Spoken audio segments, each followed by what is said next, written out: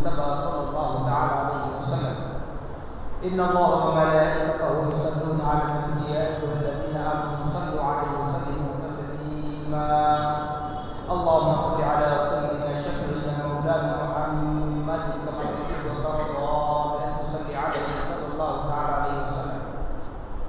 النبي وعلى آله وصحبه مرحبا وبركاته اللهم صل على سيدنا شفيعنا مولانا محمد مع الجود والكرم منبع العلم والعلم والحكم وآله وأصحابه وبارك وسلم صلاة وسلام عليك يا رسول الله صلى الله تعالى عليه وعلى آلك وأصحابك وأزواجك وذرياتك وأهل بيتك أجمعين سبحان ربك رب العزة عما يصفون وسلام على المرسلين والحمد لله رب العالمين. الحمدللہ تمام تعریفیں اس ذات اقدس کے لیے ہیں جو سارے عالموں کا پروردگار ہے، جس نے ساری کائنات کو پیدا فرمایا، ساری کائنات کو روزی دے رہا ہے، میدان محشر کا مالک و مختار ہے۔ یقیناً اللہ رب العالمین کا بڑا ہی شکر احسان عظیم ہے کہ رب تبارک و تعالیٰ نے ہم اور آپ کو اپنے نبی مکرم رسول محتشم صاحب لولاک باعث تخلیق کائنات فقر موجودات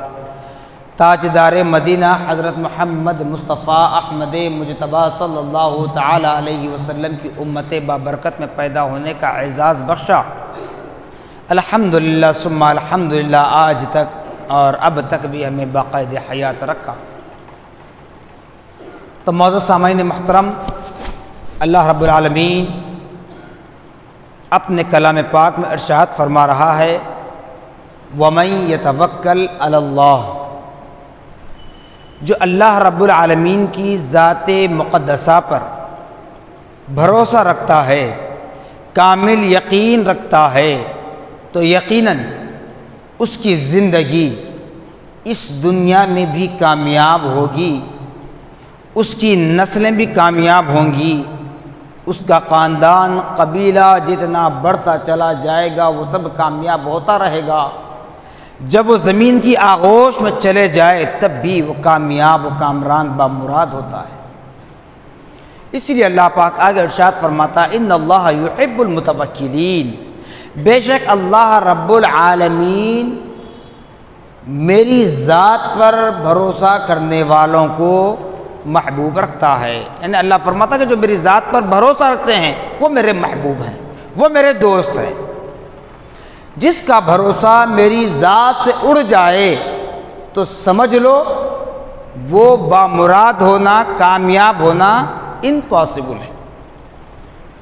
چاہے دنیا کے کسی معاملے میں، ہر حال میں ہمیں خدائے رب العالمین کی ذات مقدسہ پر کامل یقین رکھنا ہے، بھروسہ رکھنا ہے اگر کامیابی چاہتے ہیں۔ جب خدا کی ذات پر بھروسہ ہے تو خدائے رب العالمین ہمارا حامی ہوگا، مددگار ہوگا۔ جب خدا کی ذات سے ہمارا بھروسہ اٹھ جائے، بیمار ہیں، دواؤں پر اگر بھروسہ رکھتے ہیں، کسی ڈاکٹر اور حکیم پر بھروسہ کرتے ہیں کہ یہ ہمیں ٹھیک کر دے گا، تو اگر وقت یا طور پر ٹھیک تو ہو جاؤ گے لیکن خدا سے نا امید ہے تم، یا پھر فقر و فاقے میں زندگی بسر ہو رہی ہے، پیسہ ہے تو پیسے پر اتراتے ہیں، خدا کی ذات پر بھروسہ نہیں رکھتے، چاہے کچھ ہو جائے ہمارے پاس اتنا پیسہ جمع ہے، اتنا بیلنس ہے، ہم یہ کر لیں گے، فلاں کریں گے، تو یہ خدا سے نا امیدی ہے۔ تو اسی لیے خوشی میں ہو یا غم میں، تکلیف میں ہو یا مصیبت میں، راحت میں، تو ہمیں چاہیے کہ خدائے رب العالمین کی ذات مقدسہ پر بھروسہ کرنا چاہیے۔ کیوں؟ کہ جو خدا کی ذات پر بھروسہ کرتا ہے بڑی سی بڑی آفات و بلیا سے بھی وہ کامیاب و کامران ہو کر نکل جاتا ہے۔ جو خدا کی ذات پر بھروسہ نہیں کرتا وہ معمولی سی تکلیف میں مبتلا ہو کر ہلاک ہو جاتا ہے۔ ہلاک ہو جاتا ہے، یعنی ہلاک سے مراد مرنا ضروری نہیں ہے، یا تو بالکل غریب ہو جاتا ہے یا بالکل دنیا کے آگے سر جھکانے کے قابل ہو جاتا ہے؟ تو اسی لیے اپنے آپ کو سب کچھ رکھتے ہوئے یا سب کچھ نہ ہو کر بھی خدا کی ذات پر بھروسہ کریں تو یقیناً کامیابی و کامرانی ہمارے قدم چومے گی۔ اب ہم سنتے تو ہیں لیکن دل میں ایک شک ہوتا ہے کہ خدا کی ذات پر ہر چیز کا اگر بھروسہ کر کے بیٹھ جائے تو کامیابی کیسے ملے گی؟ تو یہ نہیں بتایا جا رہا ہے کہ آپ کچھ نہ کریں، خدا کی ذات پر بھروسہ کر کے بیٹھیں،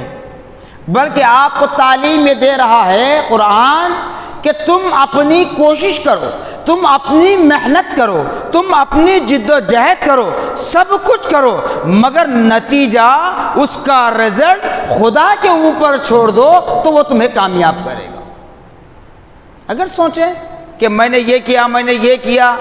میری اولاد ہے، میرا پیسہ ہے، میرا خاندان ہے، میرا قبیلہ ہے، میرے سر پر فلاں قائد کا ہاتھ ہے، فلاں عمائدین کا ہاتھ ہے، فلاں محکومے کا ہاتھ ہے، تو ساری طاقتیں پست ہو جائے گی خدا رب العالمین کے سامنے۔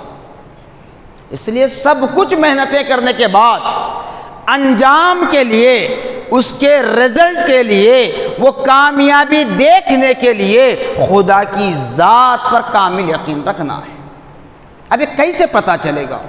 تو اس لیے بتلایا گیا، قرآن کہتا ہے کہ لوگوں اگر تم کوئی بات نہیں جانتے تو جاننے والے سے پوچھو، اہل ایمان کی صحبت کو اختیار کرو۔ آپ کو حکم دیا جا رہا ہے، قرآن کہہ رہا ہے وَكُونُوا مَعَ الصَّادِقِينَ، لوگوں تم سچوں کے ساتھ ہو جاؤ۔ اب مثالیں بہت ہو جاتی ہیں، مثالیں نہیں دوں گا، بس اتنا یاد دلا دوں کہ جو میں نے آپ کے سامنے بارہا کہا، وَكُونُوا مَعَ الصَّادِقِينَ سے مراد صرف کسی کے چہرے پر داڑھی ہے، ٹوپی ہے، کرتا پائجامہ ہے، ضروری نہیں ہے کہ سچا ہونا، جی نمازی ہے، ضروری نہیں ہے کہ سچا ہونا۔ اب وہ سچے کون ہیں؟ قرآن سے پوچھے تو قرآن بتاتا ہے کہ وہ سچوں کی جماعت نبی اکرم صلی اللہ علیہ وسلم کے صحابہ کرام کی جماعت ہے۔ وہ سچوں سے مراد اللہ کے انعام یافتگان بندے ہیں، انبیاء اور رسول ہیں، نبی محمد الرسول اللہ صلی اللہ علیہ وسلم ہیں، صحابہ ہیں، نبی کے اہل بیت اطہار ہیں، نبی کی اولاد امجاد ہیں، نبی کی ازواج مطہرات ہیں، پنجتن ہیں، صحابیات ہیں، تابعین ہیں، تابعات ہیں، تبع تابعین ہیں، تبع تابعات ہیں، شہداء ہیں، اولیاء اللہ ہیں، جن کو قرآن سچا کہہ رہا ہے۔ دنیا میں ہم اپنے سے بڑے کو سچا کہتے ہیں، چاہے ماں ہو، باپ ہو، استاد ہو، شیخ طریقت ہو یا کوئی ہو، ہم اپنے سے بڑے کو سچا کہتے ہیں۔ وہ سچے ہوں گے اپنی جگہ ہے، لیکن قرآن جس کے لیے کہہ رہا ہے وَكُونُوا مَعَ الصَّادِقِينَ، تم سچوں کے ساتھ ہو جاؤ، تو سچوں سے مراد اللہ کے انعام یافتگان برگزیدہ بندے ہیں، جنہوں نے اپنی زندگی کو خدا اور اس کے رسول کی رضا کے لیے، دین اسلام کے لیے وقف کر دیا، دین اسلام کے لیے ختم کر دیا اپنی زندگی کو۔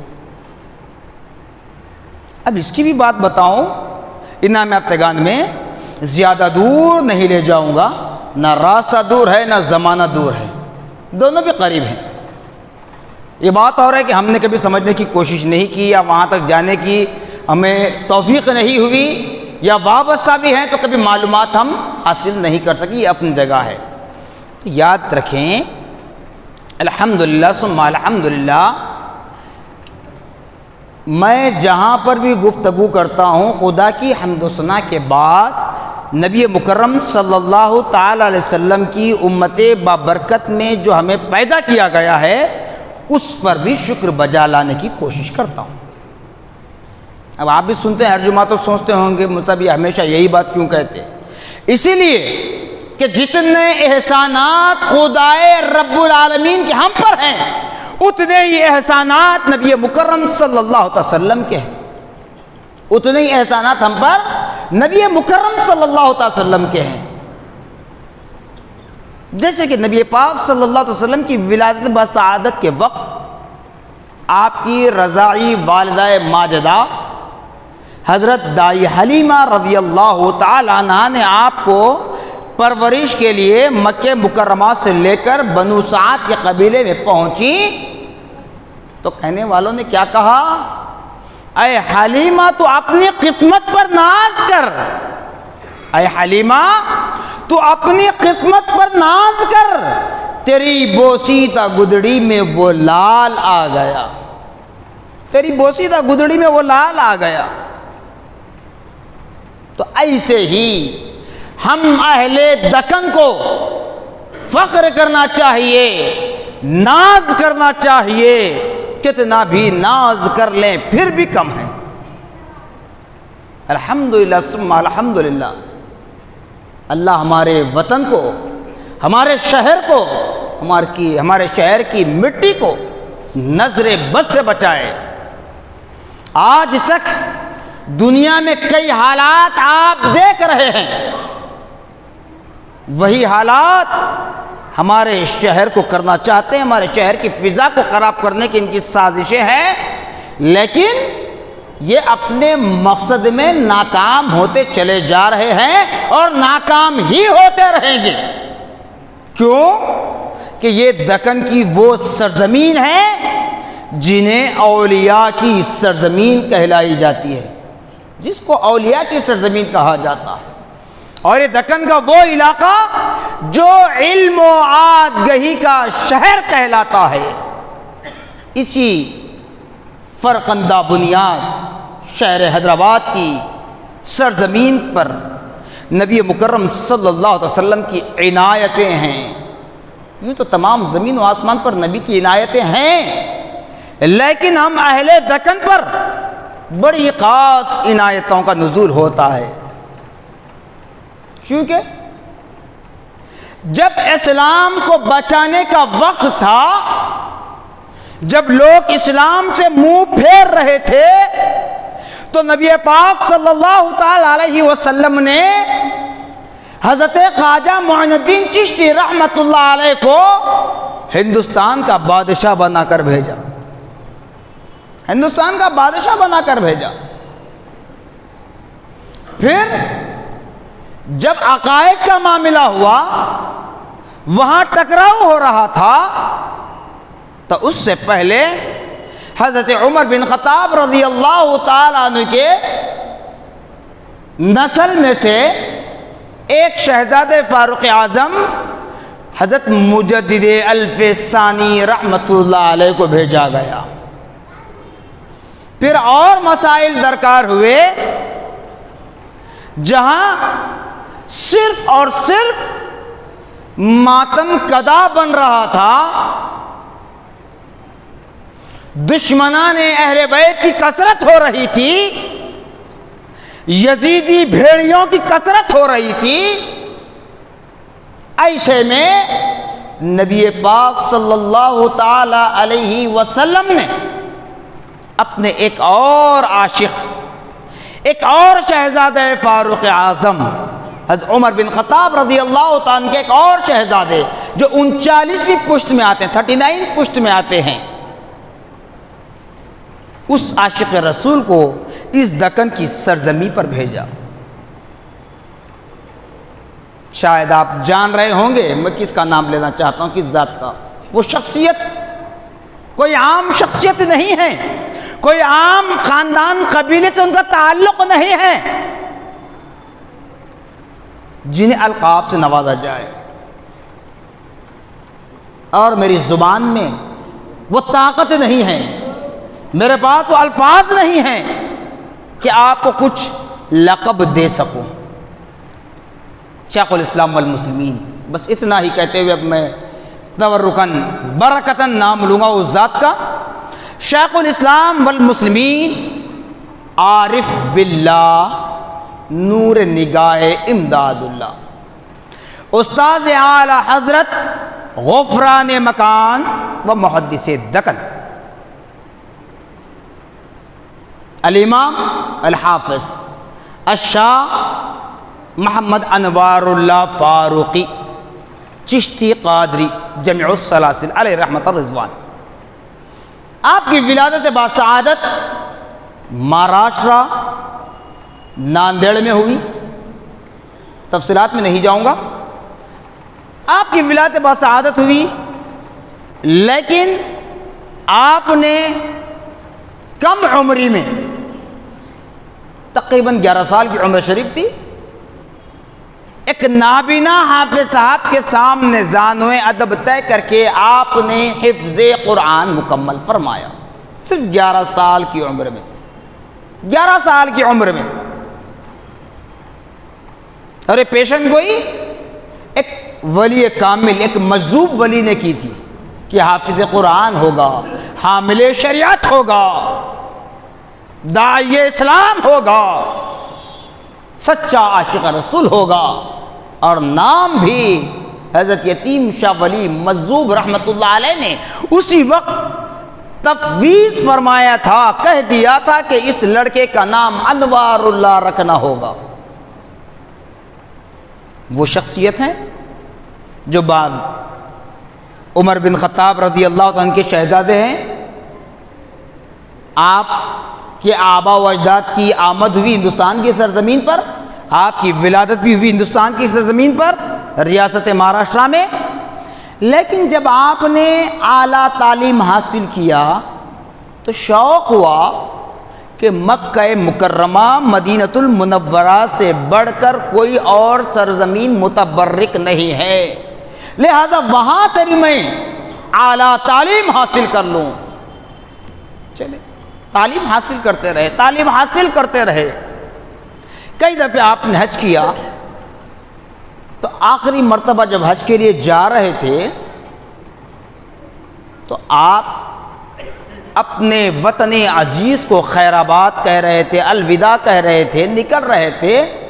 رخت سفر باندھا تو اس وقت یہ نیت کر کے نکلے کہ الہ العالمین اب میں اپنے وطن کو واپس آنا نہیں چاہتا، کیونکہ تیری ساری زمین میں سیر کرنے کے لیے تو حکم دے رہا ہے، لیکن مجھے حرمین شریفین سے بڑھ کر کوئی مقدس جگہ نظر نہیں آئی، اس لیے الہ العالمین مجھے زندگی دے تو حرم پاک میں، موت بھی دے تو حرم پاک میں، زندہ رہوں تو رسول کے دیار میں، مروں تو میرا مدفن ہو رسول کے قدموں میں۔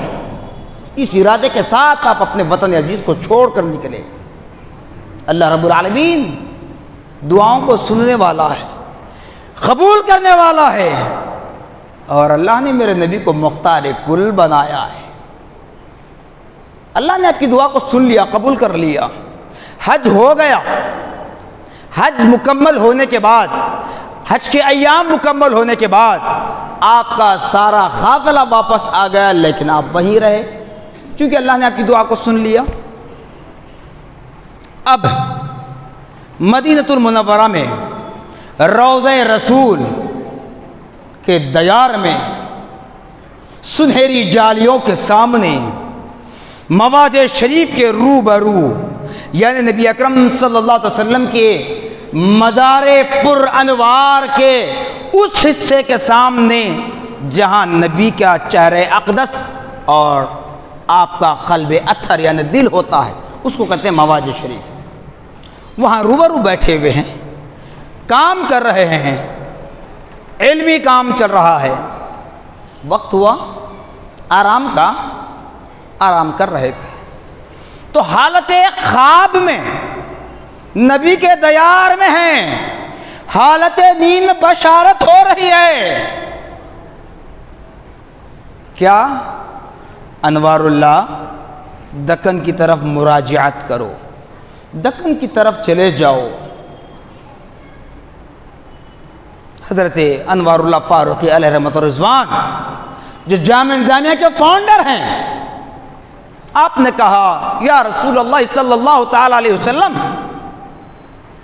میں جس وقت اپنے وطن عزیز کو چھوڑ رہا تھا، خیر آباد کہہ رہا تھا، الوداع کہہ رہا تھا، اس وقت میں نے طے کر لیا کہ مروں تو اسی دیار رسول میں، زندہ رہوں تو اسی دیار رسول میں، میں یہاں سے واپس نہیں جا سکتا، معذرت چاہتا ہوں۔ پھر دوسری مرتبہ خواب، پھر تیسری مرتبہ خواب ہوا، دوسری مرتبہ یہی الفاظ دہرائے گئے، تیسری مرتبہ بتایا جاتا ہے کہ نبی اکرم صلی اللہ علیہ وسلم رحمت للعالمین ہے، لیکن بسا اوقات ایک شفیق باپ اپنے بیٹے سے چاہے کتنی محبت کر لے، اس کو اگر کوئی صحیح راستہ بتانا ہے تو تھوڑا سا اپنے لہجے کو تبدیل کرتا ہے نا، خاص طور سے جن کے پاس ایک ہی اولاد ہوتی ہے، وہ ماں باپ اپنے لڑکے کو جتنا چاہتے ہیں، یا پھر ایسے ہوتا ہے کہ بعض گھر، سمجھانے کی مثال دے رہا ہوں، برا مت مانے، بعض گھر میں ایسا ہوتا ہے کہ اولاد پیدا ہوتی ہے، انتقال ہوتا ہے، اولاد پیدا ہوتی ہے، کوئی عیبدار ہوتا ہے، اس میں ایک لڑکا ایک لڑکی جو بھی ہے صحیح سالم ہوتی ہے، قابل رہتی ہے، تو کبھی اسے کچھ ہوتا ہے تو سمجھانے کے لیے تھوڑا سا لہجے کو بدل دیا جاتا ہے۔ تو ایسے ہی نبی پاک صلی اللہ علیہ وسلم نے اپنی رحمت والی زبان سے، نبوت والی زبان میں تھوڑی سی نرمی لا کر کہا کہ اے انوار اللہ، آپ کو کہاں جا رہا ہے کہ آپ دکن چلے جاؤ، دکن کی طرف مراجعت کرو، وہاں تمہیں کام کرنا ہے، وہاں دین اسلام کی داغ بیل ڈالنا ہے۔ اور حد یہ ہے، یہاں تک بتایا جاتا ہے کہ لکھا گیا، نبی پاک نے فرمایا اے انوار اللہ، تم کو اس لیے اس قابل نہیں بنایا گیا کہ تم ہمارے قدموں میں رہو، تم کو اس لیے اس قابل نہیں بنایا گیا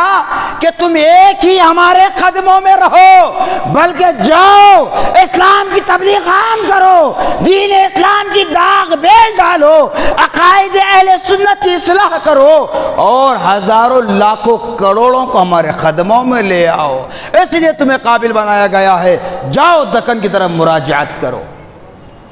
تو آپ نے نیند سے بیدار ہوتے ہی نماز فجر ادا کی، اس کے بعد یعنی فجر کا ہی وقت تھا، نیند سے بیدار ہوتے ہی مراد فجر کا وقت تھا، اس کے بعد اپنے شیخ طریقت، جنہیں علمی دنیا میں جانتے ہیں کہ وہ شیخ العرب والعجم ہیں، عرب سے مراد سعودی عرب وغیرہ جو عربی ممالک ہیں، عجم سے مراد یہ ہندوستان فلاں فلاں دوسرے ممالک آتے ہیں۔ شیخ العرب والعجم آپ کے شیخ طریقت حضرت حاجی امداد اللہ مہاجر مکی رحمۃ اللہ علیہ، جو میں نے نور نگاہ امداد اللہ کہا آپ کے القاب میں، یہ میرے دیے ہوئے نہیں، ہمارے اکابر اسلاف کے لکھے ہوئے حقیقت القاب نہیں، بلکہ ان کی تعریف، ان کے صفات۔ تو حضرت حاجی امداد اللہ مہاجر مکی رحمۃ اللہ علیہ کے سامنے ذان و ادب طے کر کے فرمایا، اے میرے پیر، میں آرام میں تھا، نبی کی بشارت ہوئی، اس طرح حکم ہو رہا ہے، متواتر 3 مرتبہ حکم ہوا، لیکن آج نبی نے جاہ و جلال کے ساتھ مجھے حکم دیا ہے۔ تو پیر طریقت نے کہا، شیخ طریقت نے، کہ انوار اللہ، فوراً نبی کا حکم مان لو، فوراً نبی کا حکم مان لو، تاخیر نہ کرنا، حکم کی تعمیل کر لو، یقیناً تمہارے ساتھ خدا کی مدد شامل حال ہوگی۔ تو حضرت انوار اللہ فاروقی رحمۃ اللہ علیہ نے نہ اپنے شیخ طریقت سے کہا، نہ نبی پاک صلی اللہ علیہ وسلم سے مخاطب ہوئے۔ کیوں کہ جس وقت آپ اپنے وطن عزیز کو چھوڑ کر جا رہے تھے، ناندیڑ میں الحمدللہ آج بھی وہ قضاعت آپ ہی کے خانوادے میں ہے، اس وقت جو قضاعت تھی، جو جائیداد تھی،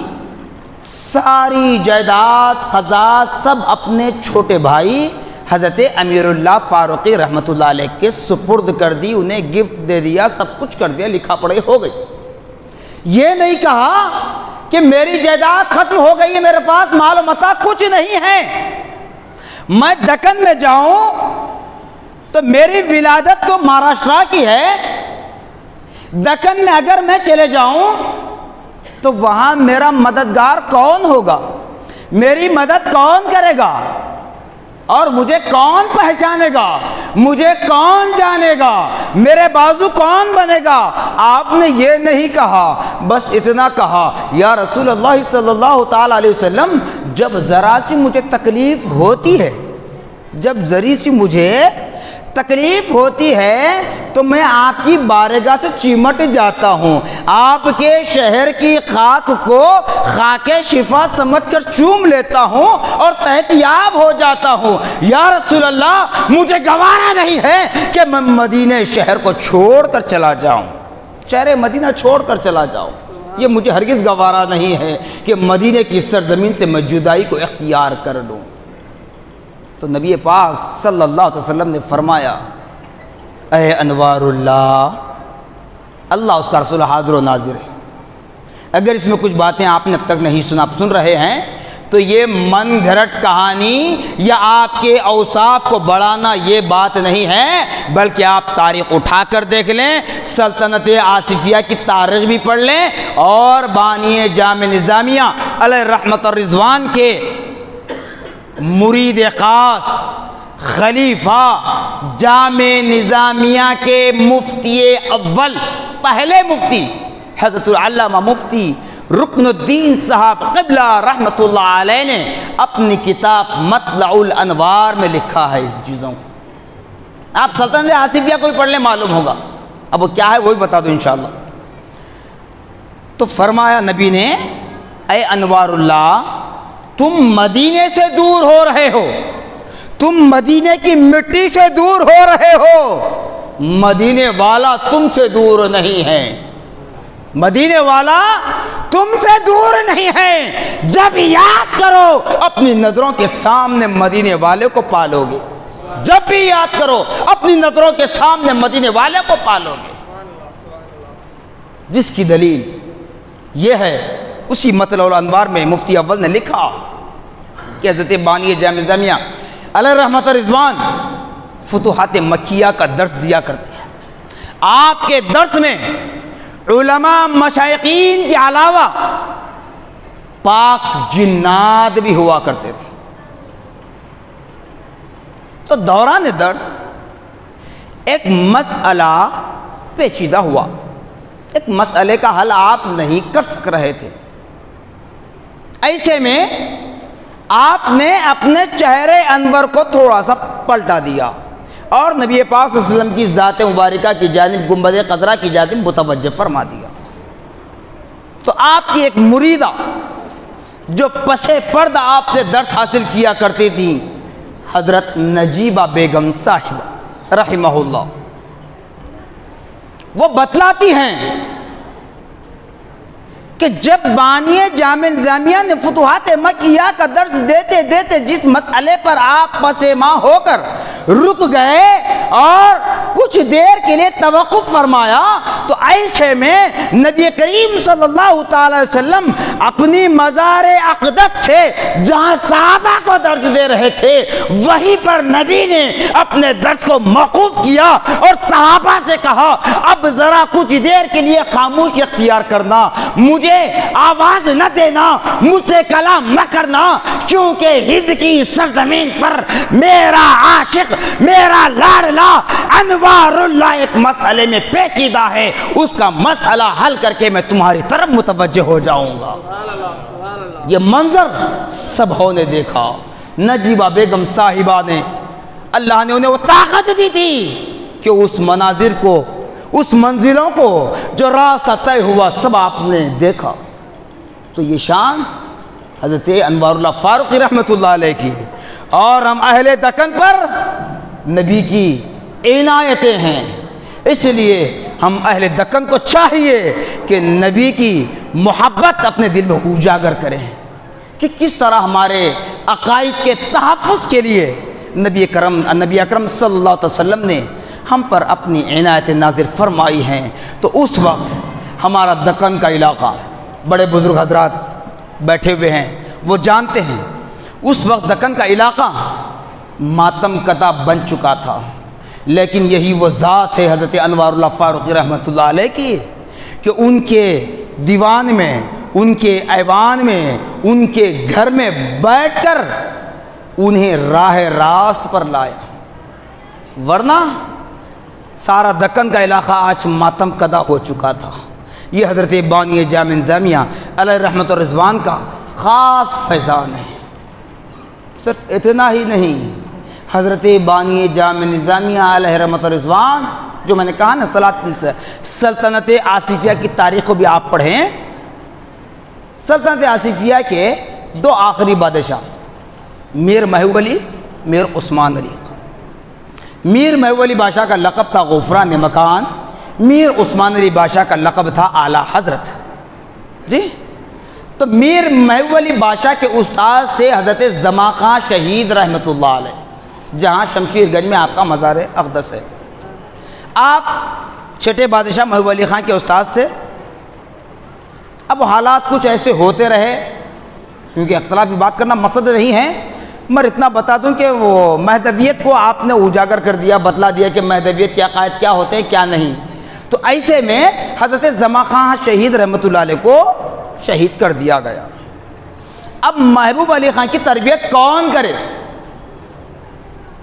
مسئلہ ہوا۔ تو اس وقت کے بڑے بڑے علماء سے رجوع ہوئے، کسی نے ذمہ داری قبول نہیں کی، سبھوں نے حضرت انوار اللہ فاروقی رحمۃ اللہ علیہ کا نام لیا۔ جب آپ کے پاس پہنچے تو آپ نے کہا کہ یہ مجھ سے ہرگز نہیں ہوتا۔ اب بتائیے، مجھ جیسے گناہگار کو اگر کوئی دنیا کا مالدار بلائے تو کیا میں نہیں جاتا؟ کیا ہمیں سے کوئی نہیں جائے گا؟ ہر کوئی جاتا ہے۔ وہ بادشاہ وقت ہے، ابھی یہ حکومتیں نہیں تھیں، بادشاہ وقت ہے، جس کے ہاتھ میں سکہ ہے، جس کا راج ہے، جس کی سلطنت ہے، وہ اس بادشاہ کو پڑھانے کے لیے کون نہیں جاتا؟ لیکن سب نے تو آپ کا نام لیا، آپ تو بخوشی جانا تھا، لیکن آپ تیار نہیں ہوئے۔ آپ نے کہا کہ مجھ سے یہ ہرگز نہیں ہو سکتا۔ کیوں؟ اس لیے کہ ان کے پاس جاؤں، ان کی دولت پر اگر میرا دل آ جائے یا ان سے کچھ لے لوں یا وہ مجھے کچھ دے دیں تو میری یہ ساری محنت مشقت ختم ہو جائے گی۔ تو آپ نے منع کر دیا۔ بارہا گزارشیں، عرضیاں بھیجنے کے بعد آپ نے کہا کہ ٹھیک ہے میں استخارہ کروں گا۔ استخارہ کرنے کے بعد جب رب العالمین کی بارگاہ سے بشارت ملی کہ جاؤ انہیں تعلیم دو، تب آپ محبوب علی خان کی تربیت کے لیے تیار ہوئے۔ اور بادشاہوں کے پاس کیا، بلکہ آج بھی سیاسی قائدین کے پاس جاتے ہیں تو کیا رولز ریگولیشن آپ جانتے ہیں، تو اسی طرح بادشاہوں کے پاس بھی جاتے تو ان کے پاس جانا ہے تو بڑے ہی ادب و احترام کے ساتھ ان کے لباس میں زیب تن ہو کر جانا پڑتا، ان کے زیب و زینت کی طرح ہونا پڑتا، پھر جانے کے بعد وہاں فرش سلام ہوتا، سب کچھ کرنا پڑتا۔ جب محبوب علی خان کے دربار میں حضرت انوار اللہ فاروقی رحمۃ اللہ علیہ جا رہے ہیں، جیسے محبوب علی خان کو معلوم ہوتا ہے کہ حضرت انوار اللہ فاروقی رحمۃ اللہ علیہ آنے کا وقت ہے، میرے استاد گرامی قدر آنے کا وقت ہے، تو بادشاہ وقت اپنی مسند کو چھوڑ کر اٹھتے ہیں اور دربان کے پاس پہنچ جاتے ہیں، باب الداخلے پر، مین گیٹ پر پہنچتے ہیں، جب سیکورٹی گارڈ کھڑے ہوتے ہیں۔ وہ سیکورٹی گارڈ بیچارے پریشان ہوتے ہیں کہ بڑے سے بڑے سوداگر آتے ہیں، بڑے بڑے نواب آتے ہیں، خاندان کے بڑے بڑے قبیلے کے لوگ آتے ہیں، لیکن بادشاہ وقت اپنی مسند کو چھوڑ کر نہیں اڑتے، یہ اپنی مسند پر بیٹھے رہتے ہیں۔ جب وہ اندر آتے ہیں تو بڑے ادب و احترام کے ساتھ آنا پڑتا ہے، اور اندر آنے کے بعد بادشاہ سلامت کو فرشی سلام کرنا پڑتا ہے۔ لیکن یہ ماجرا الگ ہے کہ بادشاہ وقت اپنی بادشاہت کی مسند کو چھوڑ کر یہاں آ رہے ہیں۔ دریافت کرنے پر بادشاہ وقت نے کہا کہ اے دربانیوں، تم نہیں جان سکتے کہ معاملہ کیا ہے۔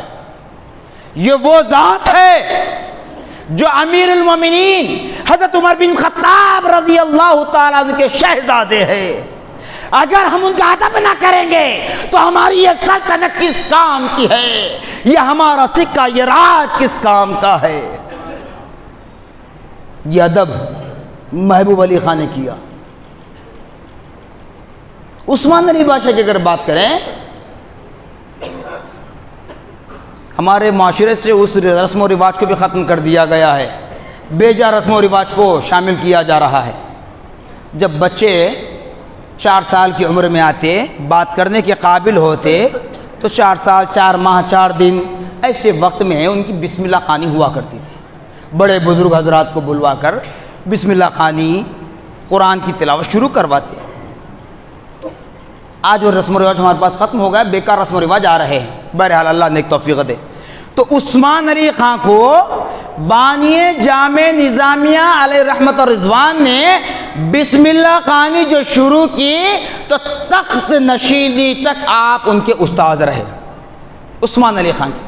اور عثمان علی خان کسی کے پاس نہیں گئے سوائے بانی جامعہ کے۔ بسم اللہ خوانی سے تخت نشینی تک تقریباً 32 سال 32 ایئرس تک آپ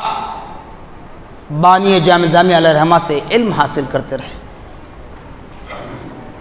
تبھی تو یہ عثمانیہ یونیورسٹی آپ جو دیکھ رہے ہیں کون قائم کیے؟ عثمان علی خان۔ عثمان علی خان کے اندر قابلیت کہاں سے آئی؟ حضرت بانی جامع نظامیہ رحمہ کا فیضان ہے۔ اور آپ نے کبھی بانی جامعہ کی تعظیم و توقیر میں کوئی کمی نہیں آنے دی، ہر معاملے میں تو شان ہے۔ آج آپ دیکھ لیں عثمان علی خان کی ہسٹری بھی دیکھ لیں، وہ بھی اپنی ہسٹری میں بایوگرافی میں بیان کرتے ہیں، جس طرح علامہ اقبال نے کہا تھا، شاعر مشرق علامہ اقبال نے کہا تھا۔ ایک اسٹیج پر علامہ اقبال کو اعزازات ایوارڈز دیے جا رہے تھے، اسی پروگرام میں علامہ اقبال کے استاد بھی بیٹھے ہوئے تھے۔ تو علامہ اقبال کو جب ایوارڈ دیا جا رہا تھا تو علامہ اقبال نے کہا، کیا کہا؟ یہ ایوارڈ کے قابل میں نہیں ہوں۔ بتائیے، ساری دنیا عرب ہو کے عجم علامہ اقبال کی شاعری کو جانتی ہے، تو علامہ اقبال کہتے ہیں کہ اس کا حقدار میں نہیں ہوں، پھر کون ہے؟ میرے استاد ہے۔ پلٹ کر علامہ اقبال نے کہا میرے استاد ہے۔ تو لوگوں نے کہا، آرگنائزر نے، کہ آپ کے استاد کا تو کوئی دیوان ہم نے نہیں دیکھا، آپ کے جتنے دیوان ہیں، آپ کی جو شاعری ہے، آپ کا جو فن ہے، آپ کا جو ڈھنگ ہے، جو اخلاق ہے، کس طرح اسلام کو سمجھا رہے ہیں، کس طرح خدا کی ذات کو آپ بتا رہے ہیں، فلاں فلاں تعریفات کے بعد کہا علامہ اقبال نے، وہ سب کچھ بازو رکھ دے، جب یہ میرا استاد نہیں ہے تو اقبال بھی کچھ نہیں ہے، میرا استاد نہیں تو اقبال بھی کچھ نہیں ہے، یہ سارے دیوان سب کا سب، یہ فن میرے استاد کی جوتیوں کا صدقہ ہے، علامہ اقبال نے کہا۔ تو میر عثمان علی خان نے بھی یہی بتلایا کہ آج میں اس مقام تک آ چکا ہوں تو یہ میرا مقصد یہ نہیں ہے، نہ میرا فن ہے، نہ میری طاقت ہے، بلکہ میرے استاد گرامی قدر حضرت انوار اللہ فاروقی علیہ رحمت رضوان کا فیضان ہے۔ الحمدللہ ثم الحمدللہ، وقت ہو چکا ہے، انشاءاللہ آئندہ جمعہ اگر موقع ملے تو اس پر گفتگو کروں گا۔ بس اتنی بات ذہن میں رکھ لیں کہ آپ نے جامع نظامیہ کو قائم کیا، الحمدللہ ثم الحمدللہ، جامع نظامیہ قائم ہو کر آج 150 سال کمپلیٹ ہو چکے ہیں، 150 سال 150 ایئرس، الحمدللہ ثم الحمدللہ۔ ہمیں اس بات پر فخر ہے کہ اس جامع نظامیہ کو کسی حکومت سے کسی دور میں کوئی فنڈ نہیں آیا، نہ لیا گیا، نہ کسی اور ملک سے۔ ہاں، اگر کسی بیرون ممالک سے کوئی فنڈ آیا ہے تو وہ حکومتی سطح پر نہیں، جیسا ہنڈی وغیرہ سے آتا یا کسی اور جگہ سے، ویسے نہیں آیا۔ جیسے ہم پڑھے، ہم وابستہ ہیں، یا ہم میں سے کوئی باہر ہیں، یا ہمارے آبا و اجداد، ہمارے بھائی بہن ہیں، وہ اچھی نوکریوں پر ہیں تو پیسے اکٹھا کر کے وہ بھیج دیتے ہیں۔ بہرحال حضرت بانی جامع نظامیہ علیہ رحمت رضوان نے تقوی و توکل کی اساس پر، خدا کی ذات پر بھروسہ کرتے ہوئے نبی کے حکم پر اس جامع نظامیہ کو قائم کیا۔ الحمدللہ ثم الحمدللہ، وہ جامع نظامیہ آج تک بھی اپنی آب و تاب کے ساتھ قائم و دائم ہے، چل رہا ہے۔ ہزاروں لاکھوں فرزندان وہاں سے حافظ بن کر نکلے، عالم فاضل کامل بن کر نکلے، دنیا کے چپے چپے میں وہ اپنا علمی کام انجام دے رہے ہیں، خدمت کر رہے ہیں۔ اور یہ فقیر بھی اسی جامع نظامیہ کا فارغ ہے جو یہ شایہ آج پہنا گیا ہے، بلکہ پہنتا تو ہوں لیکن یہ جو مونوگرام بھی آپ دیکھ رہے ہیں یہ فراغت کے وقت میں، فضیلت کے وقت میں ہمیں جو پہنایا جاتا ہے۔ یقیناً جامع نظامیہ پر نبی اکرم صلی اللہ علیہ وسلم کی خاص عنایتیں ہیں، خدا رب العالمین کا خاص فضل ہے۔ اہل دکن اس پر فخر کرتے ہیں، اور آپ نے ملت اسلامیہ کے حق میں چھوڑ دیا، اور آپ ہی کے زکوٰۃ، عطیات، چرم و قربانی وغیرہ کے ذریعے اس جامعہ نظامیہ کا نظام چلتا ہے۔ طلباء وہاں سے کفالت پاتے ہیں، کھاتے ہیں، پیتے ہیں، فارغ ہوتے ہیں، اور اپنے شہروں میں، ملکوں میں، دیہاتوں میں خدمات انجام دیتے ہیں۔ یہ کہنے کا مقصد یہی تھا کہ پیر کا دن جو آ رہا ہے جنوری کی 3 تاریخ، وہ آپ کے عرس کا دن ہے، لیکن حالات کے پیش نظر عرس کو محدود انداز میں صرف قرآن خوانی، چادر گل افشانی کا موقع رکھا گیا ہے۔ وہ طلباء کو جو اسنادات دیے جاتے تھے وہ دن میں پروگرام صرف طلباء کے لیے رکھا گیا ہے، کیونکہ ملک کے حالات، یہ وبا کی جو کیفیت چل رہی ہے اس کے پیش نظر تو آپ حضرات اپنے گھروں سے ہی فاتحہ خوانی اور ایصال ثواب کا اہتمام کر لیں۔ آخری بات یاد رکھ لیں، آج انگریزی اعتبار سے سال کا آخری دن ہے۔ رات 12 بجنے کے وقت میں جو ہیپی نیو ایئر کا جو منظر منایا جاتا ہے، خدا را اللہ اس کے رسول کا واسطہ اس بات کو اچھی طرح ذہن میں بٹھا لیں کہ یہ کام ہمارا نہیں ہے، یہ کام ہمارا نہیں ہے، ہمیں نہیں کرنا چاہیے، مگر ہوتا یہ ہے کلبوں میں فلاں فلاں مسلم لڑکے لڑکیاں دکھائے جاتے ہیں، ویڈیو کلپس آتے ہیں نا، دیکھتے ہیں نا۔ تو بہرحال میں یہ نہیں کہتا کہ آپ جا رہے ہیں، اللہ گواہ کسی پر تنقید نہیں ہے، جہاں تک آواز جا رہی ہے سب سن لیں۔ اگر کہیں ہو رہا ہے تو برائے مہربانی آج کی رات اپنے گھروں میں گزار لیں، کیونکہ آپ اپنے کام سے بھی اگر جائیں گے تو دیکھنے والا تو آپ کو دیکھ کر یہی سمجھے گا کہ آپ وہیں سے آ رہے ہیں۔ تو لہذا شور شرابہ، عیاشی، عیاری، مکاری، شراب خوری، زناکاری، جتنے کام انجام دیے جاتے ہیں ان گناہوں سے ہمیں دوری اختیار کرنا ہے۔ نہیں معلوم کب ملک الموت کا فرشتہ ہماری روح قبض کرنے کے لیے آ جائے گا۔ اگر ہم اس عیاشی جگہوں پر چلے جائیں، ناچ گانوں میں چلے جائیں، ہیپی نیو ایئر کی اس خوشی میں چلے جائیں، اگر وہاں ملک الموت کا فرشتہ آ جائے، روح قبض ہو جائے، تو پھر کیا کرو گے؟ یہاں تو کچھ نہیں ہوگا، لیکن میدان محشر میں تو نہیں بچو گے نا، کیونکہ بتایا جاتا ہے کہ میدان محشر میں اسی طرح اٹھایا جائے گا جس طرح ملک الموت نے تم کو روح قبض کر لی، جس طرح تمہاری روح کو قبض کیا گیا اسی طرح میدان محشر میں ساری کائنات کے سامنے اسی طرح تمہیں زندہ کیا جائے گا۔